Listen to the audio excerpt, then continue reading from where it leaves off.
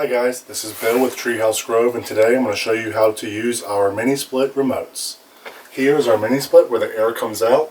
It does have hot and cold features, so we're going to go through that so you can be in our tree houses as comfortable as possible.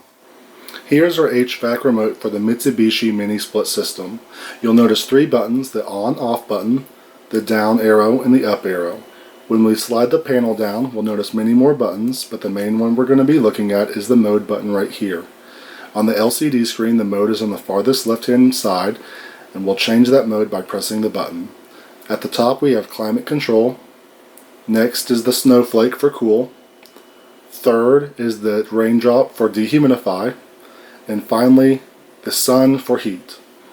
It's important to remember to point the remote at each mini split unit in the treehouse and have the temperature between 1 and 2 degrees of each other, so that way the system works the best.